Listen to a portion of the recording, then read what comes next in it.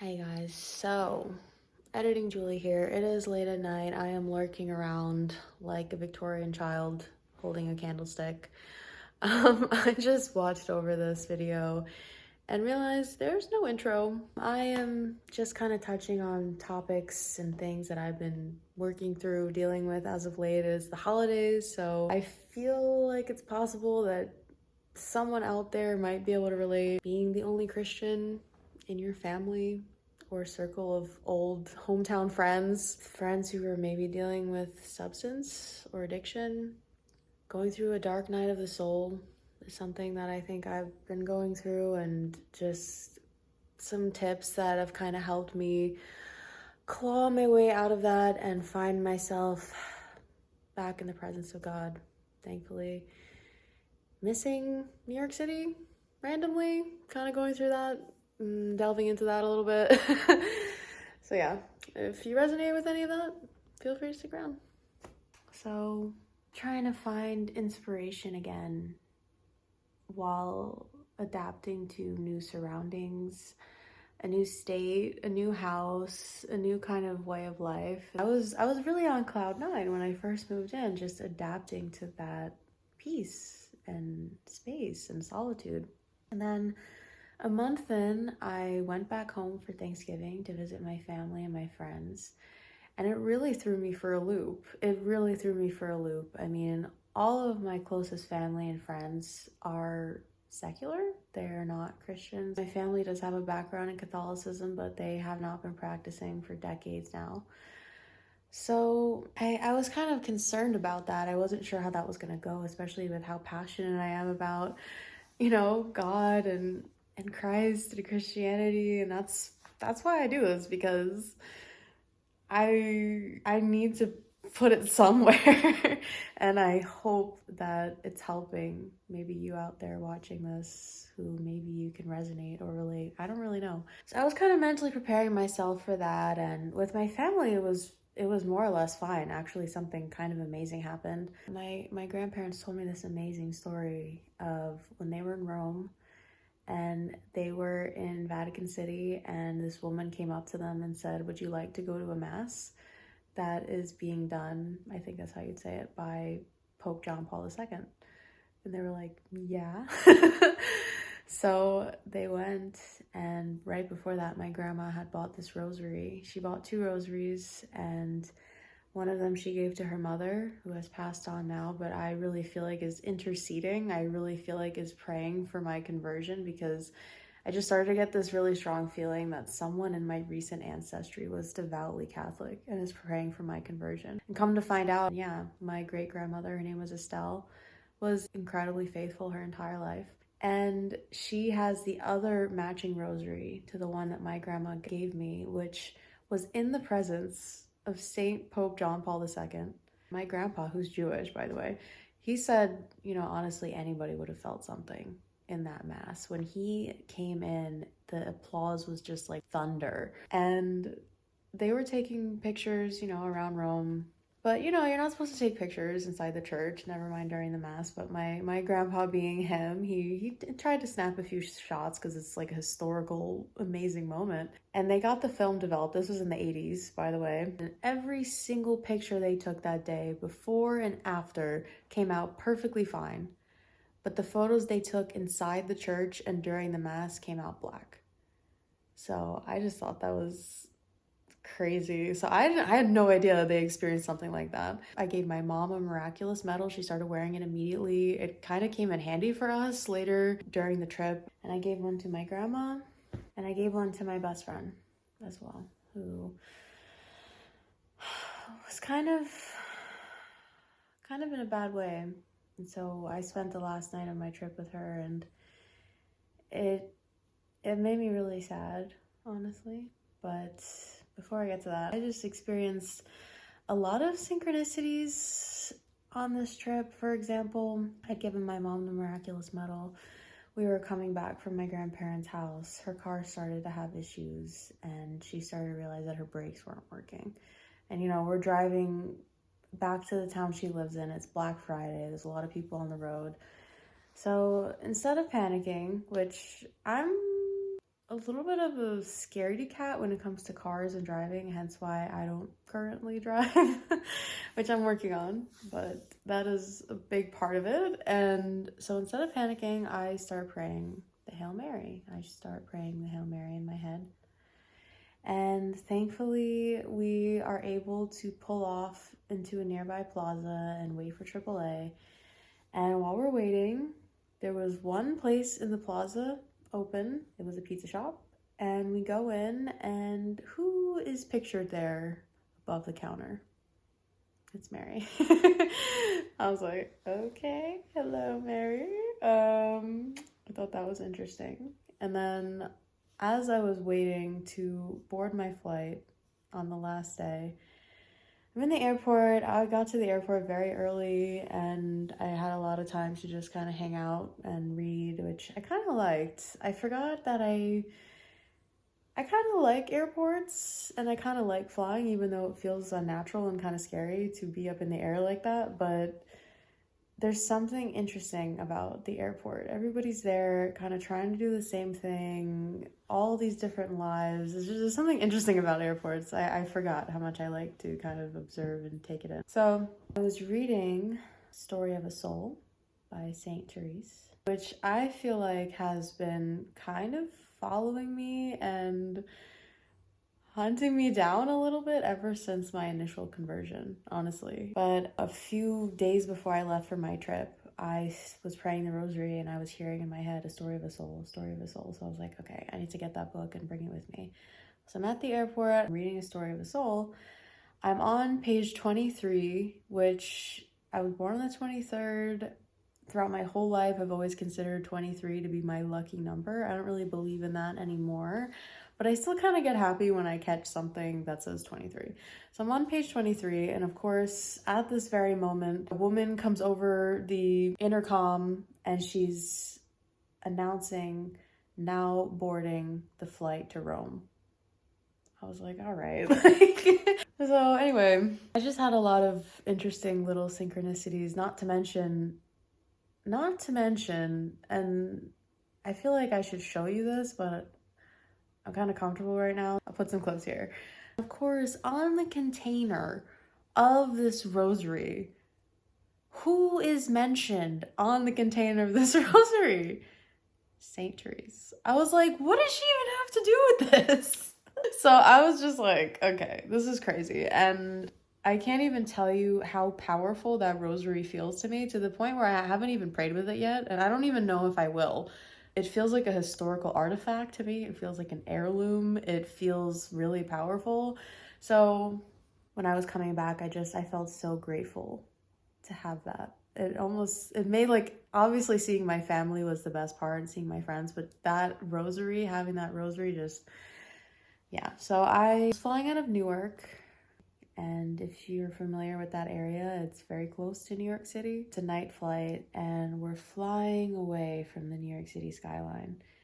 And for some reason, that just really hit me. And I was kind of already feeling kind of sad in general. I usually feel quite sad and melancholy leaving New Jersey, leaving my family, leaving my friends. But especially just seeing New York again, which I haven't for a very long time, it hit me in the heart a little bit. So I got back to where I'm living now, which I'm living in West Virginia, by the way. So very different, very, very different sort of place. I mean, I had never even been to West Virginia before I moved here, and I moved here because it was an opportunity that didn't go away, that made it actually possible for me to get a fresh start. And yeah, I get back to this beautiful house that I'm living in, and my two cats who thought I had abandoned them, poor things. And immediately I was kind of just like, okay, what am I doing here? Just for some reason, that really threw me off. So that set me into a solid 2 weeks of turmoil and despair. Because I think I should probably mention, on the last night of my trip there, me and my best friend of like 14 years, we got this really cute hotel room, and we were gonna have a girls' night. And I always try to be careful when I'm talking about other people in my videos, because at the end of the day, I have consented to putting my life and my personal details out here on the internet for anyone curious to hear and see, but they have not.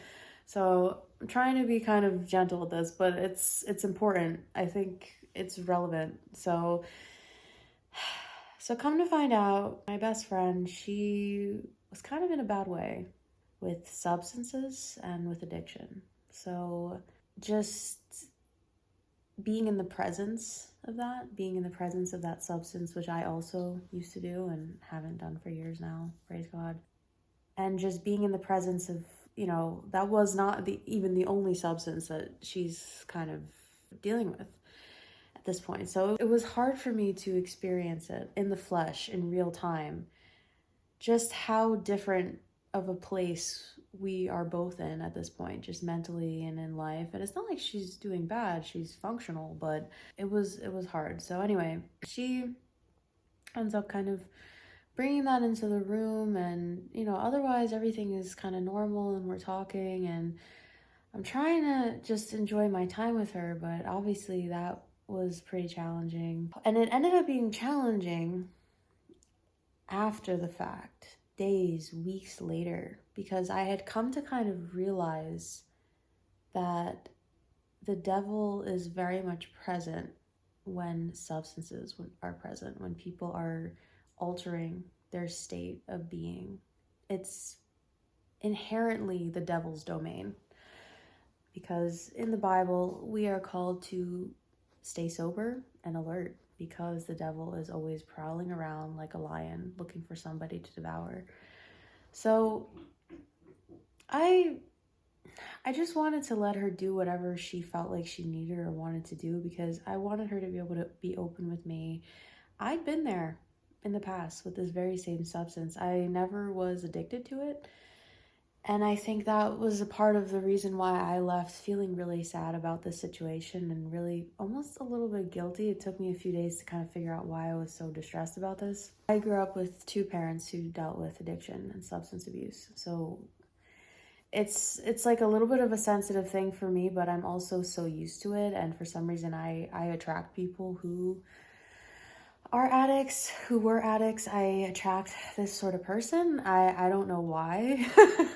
Even as somebody, even now, who's sober, and even though both of my parents were addicts, most of the time, children of addiction usually go one of two ways. Either they never touch substances because they don't want to end up like their parents, or they become addicts themselves.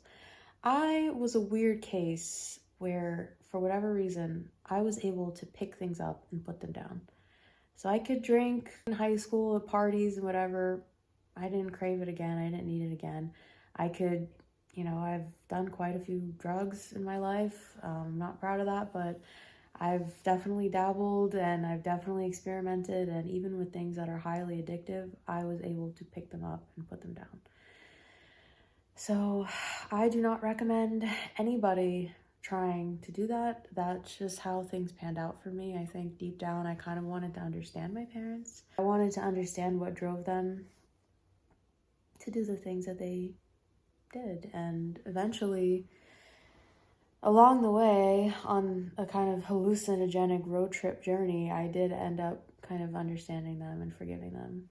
And that was kind of the beginning of the end of that whole era for me.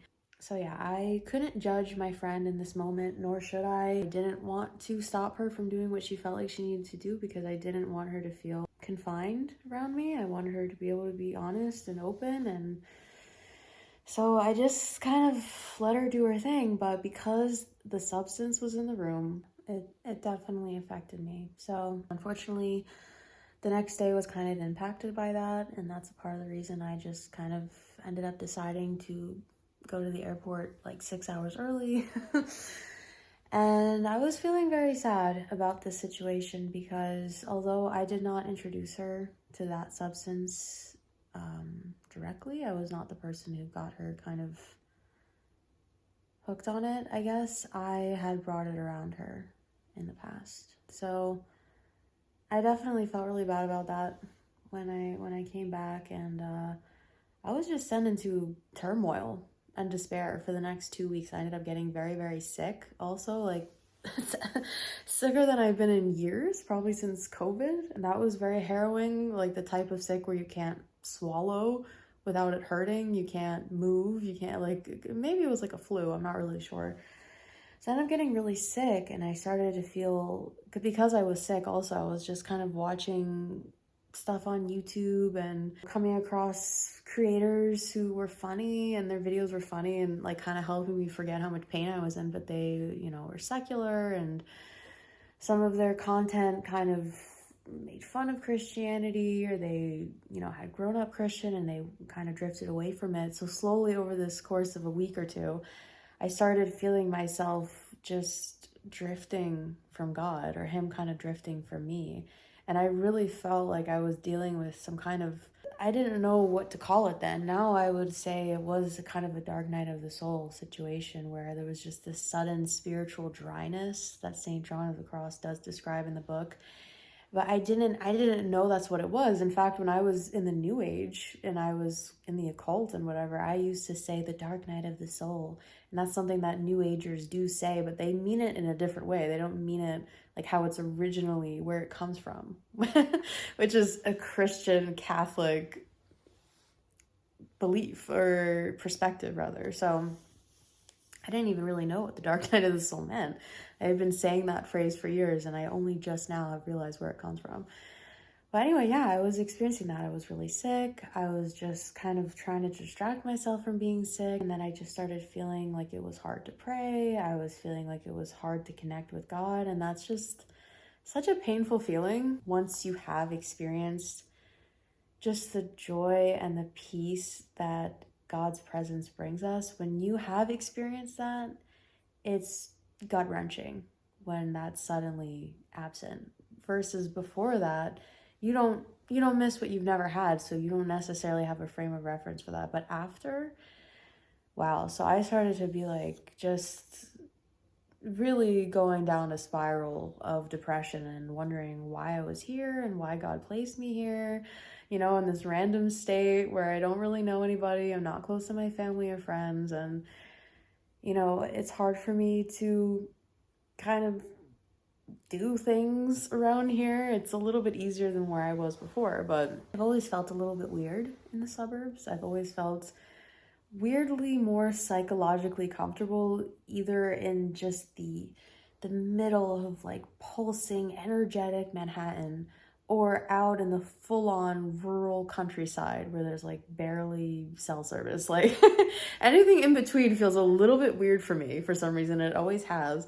So anyway, that's where I find myself now, and I'm really grateful to be here, because again, I do really feel like it's specifically a blessing from God, and I feel that I have been placed here because it is God's will for me to be here right now for some reason. And I know that because I prayed about it extensively before I came. I also experienced so many synchronicities when I first got here, of back in New York when I was praying to God about, how am I going to leave? Where am I going to go? Please help me. I was crying, and I opened up the Bible randomly, and I think it was in 2 Kings. I opened up to the verse, I've seen your tears, I've heard your prayers, and I will heal you.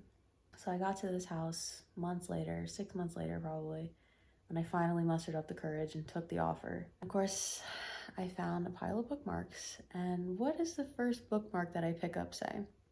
I have seen your tears, I've heard your prayers, and I will heal you. So I was like, okay, God. So not only that, but the person who lived here before me, or the person who owns this house rather, is a Christian. So there's a lot of Christian stuff in here. So I just feel like that can't be a coincidence. So I came back, and I was kind of experiencing maybe what you'd call spiritual warfare. I don't know, because I was really just feeling so distant from God, and that He was distant from me, and depressed and sick and confused, and thinking, oh, maybe I should go back to New York City, or maybe I should leave, or I don't know. Like, I just started kind of just spiraling. So eventually I picked up my rosary again. I started praying the rosary. I think the rosary is probably the most powerful thing we can do as lay people to just get ourselves back on track, because The rosary, I've heard someone describe the rosary as the Bible on beads, and I feel like it's possible that some Protestants might disagree with that or not understand that because it seems so Marian. There's a lot of Hail Marys in the rosary. I will give you that. But you know, you started off with the Apostles' Creed. I believe in God, the Father Almighty, creator of heaven and earth, and the glory be, and you're praying for an increase in faith and hope and virtue and charity. And you are praying the Hail Marys, you're praying the Fatima prayer, and you're also meditating on the life of Christ and just the incredible story, if you could call it that, the incredible kind of sequence of events. You are meditating on a different set of mysteries every day, and so you are really just thinking and feeling things pertaining to God for at least 20 minutes a day.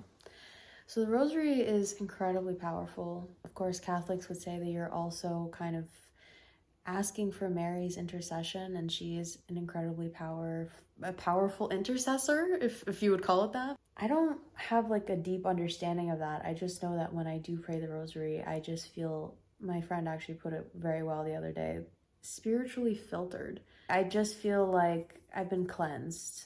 So I started praying the rosary again, and that really helped.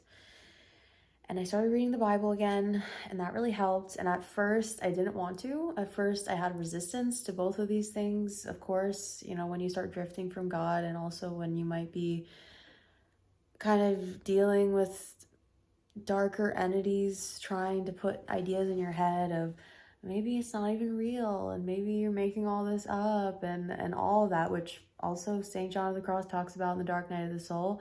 I am not the first person, the only person by any means to experience these things, so I think probably you can relate. You may have experienced similar things.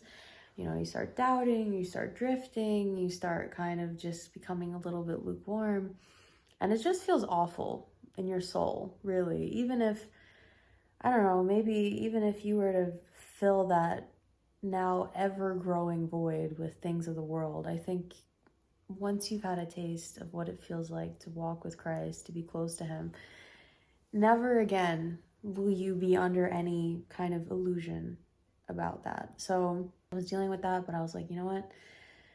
It's just like working out in a way. When you fall off the wagon for a little bit and you haven't worked out in a while, and you know that you should, you know that you feel better. At first, the first workout or two, you're not going to want to do it.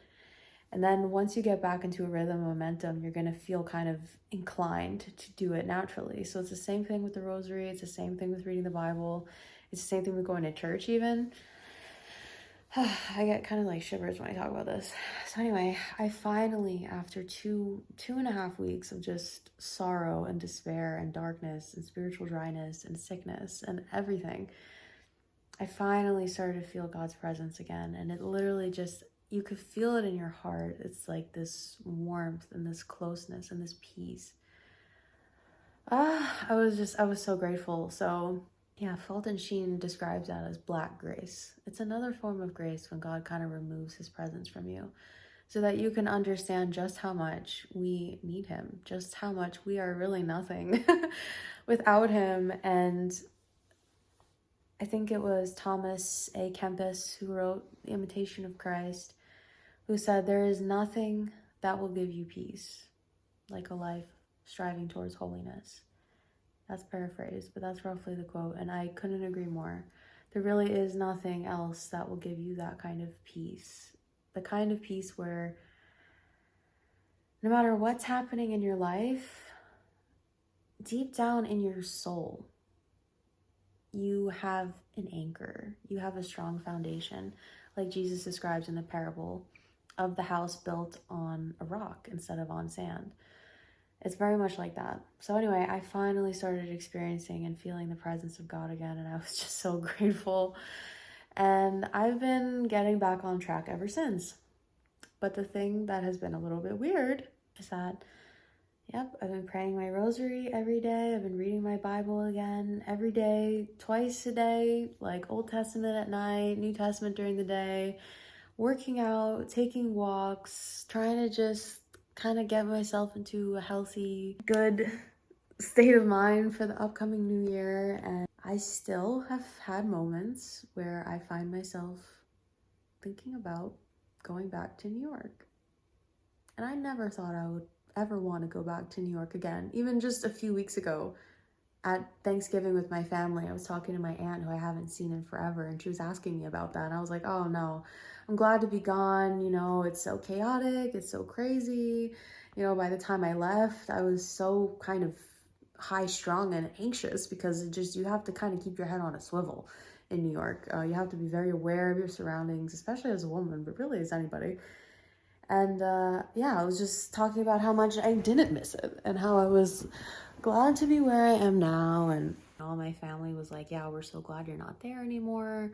You know, we've heard it's gotten crazy and it's different after COVID, and it is. It is different. I think I've gone back once or twice very briefly, and it is a little bit different after COVID. I would say that.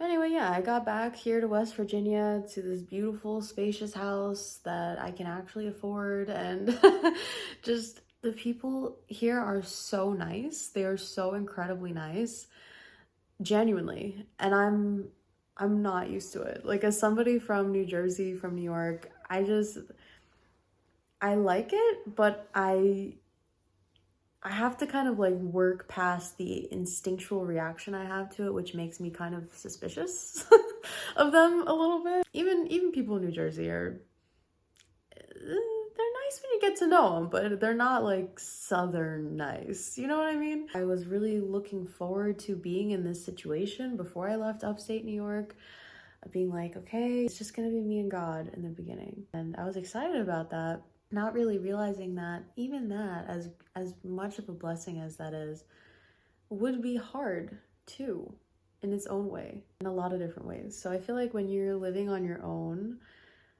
you just, I don't know, you have a lot of time to think and realize your habits and hopefully kind of work through them a little bit. Because I'm in a place where when I left New York, all I was dreaming about was having space and privacy and peace and quiet.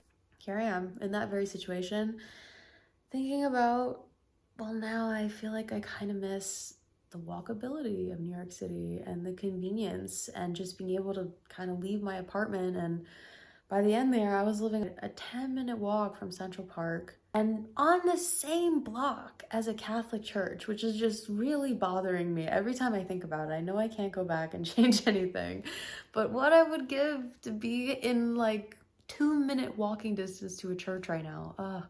I contacted the local parish that I have here. Beautiful, beautiful church. The priest is amazing there. They have the traditional Latin Mass. I finally contacted them about potentially joining OCIA, formerly known as RCIA, and they did confirm that I would need to wait, or I will need to wait until next fall to join OCIA, because they're already halfway through and people are making their decisions as to whether they're gonna come into the church on Easter. So I guess, you know, a newbie can't really join halfway through as it stands now. So I still have a ways to go until I am officially Catholic, able to receive the Eucharist. It looks like I'm not going to be able to receive the Eucharist until spring of 2026, which sounds really far away. It is currently December of 2024, so I've got some time, but I trust God's will. I trust His timing for me, and in a way, it kind of makes sense because of the situation I'm in, where I need to get my license, I need to get a car, I need to get over my fear of driving. That's the only way I'll really be able to even attend Mass regularly. But yeah, I'm just trying my best to be like, you know what? I trust there's a reason that I'm here right now. And the grass is always greener. There's always going to be things. Wherever you go, there you are. It's the same you everywhere. And realistically, at the end of my time in New York City, I was also a hermit. Granted, it was COVID, but I wasn't out here like how I'm kind of imagining I would be now. It's just, I feel like maybe, and I could be wrong, and I kind of hope I am wrong, but I have this feeling that maybe it would be easier to form a bit of a community in New York, simply because there are just so many people, simply because it is easier for me to access them, simply because it would be easier for me to attend church there. I know it sounds kind of crazy. That's kind of like the belly of the beast at the same time, and it's very liberal there, and I don't know. So I'm considering maybe taking a little solo trip to New York, just a day or two, just to kind of check out. Surprisingly, there's only 2 churches in the whole city that have the traditional Latin Mass. So I'm thinking maybe I would go there, just check that out there, see what it's like, just to kind of quell my curiosity if this just keeps bothering me. But thank you for joining me on this little update today. As always, if you have any thoughts, comments, experiences that you could share down below in the comments that you think, especially if it might help someone else, please do. I always love seeing your guys' thoughts. I always love seeing conversations be sparked in the comments. That's just really cool to be able to facilitate that. I am sitting on my squeaky chair. Shout out squeaky chair. Anyway, I think that's all for me. It is late at night. I am delirious. Thank you so much for listening and watching, and I will catch you in the next one. All right, bye.